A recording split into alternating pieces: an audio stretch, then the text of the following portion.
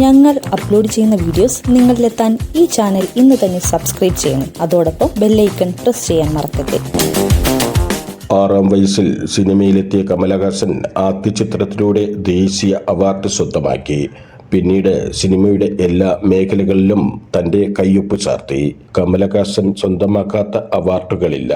നടനായും താരമായും Indian സിനിമയെ വിസ്മയിപ്പിച്ച ചുരുക്കം അഭിനേതാക്കളിൽ ഒരാളാണ് കമലഹാസൻ. താൻ ഇപ്പോഴും പുതിയ നടന്മാരുമായി മത്സരിക്കുകയാണെന്ന് പറയുകയാണ് കമലഹാസൻ.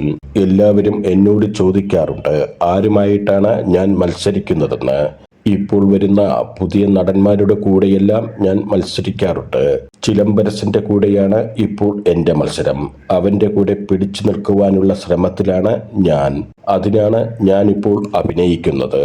ഇൻഡസ്ട്രിയിൽ ഞാൻ എത്ര കാലം നിൽക്കുന്നുണ്ടോ അത്രയും കാലം ഓരോ പുതിയ നടന്മാരുടെ കൂടെയും ഞാൻ മത്സരിച്ചുകൊണ്ടേയിരിക്കും. എന്നാൽ മാത്രമേ നിലനിൽക്കുകയുള്ളൂ. കമലഹാസൻ നായകനാകുന്ന ഏറ്റവും പുതിയ ചിത്രമായ തഗ് ലൈഫ് റിലീസിന് തയ്യാറെടുക്കുകയാണ്.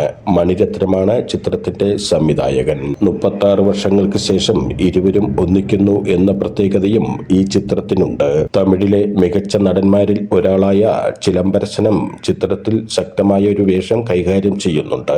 AR റഹ്മാനാണ് ചിത്രത്തിന്റെ സംഗീതം. 24 വർഷങ്ങൾക്ക് ശേഷമാണ് റഹ്മാൻ കമലഹാസൻ ചിത്രത്തിനായി സംഗീതമൊരുക്കുന്നത്. തൃക്ഷയും അഭിരാമിയും ചിത്രത്തിലെ നായികമാർ. നാസർ, ജോജു ജോർജ്, ഐശ്വര്യ ലക്ഷ്മി തുടങ്ങി വൻ താരനിര ഈ ചിത്രത്തിൽ അണിനിരക്കുന്നുണ്ട്. ഞങ്ങൾ അപ്ലോഡ് ചെയ്യുന്ന വീഡിയോസ് നിങ്ങളിലെത്താൻ ഈ ചാനൽ ഇന്ന് തന്നെ സബ്സ്ക്രൈബ് ചെയ്യണം. അതോടൊപ്പം ബെല്ലൈക്കൺ പ്രസ് ചെയ്യാൻ മറക്കരുത്.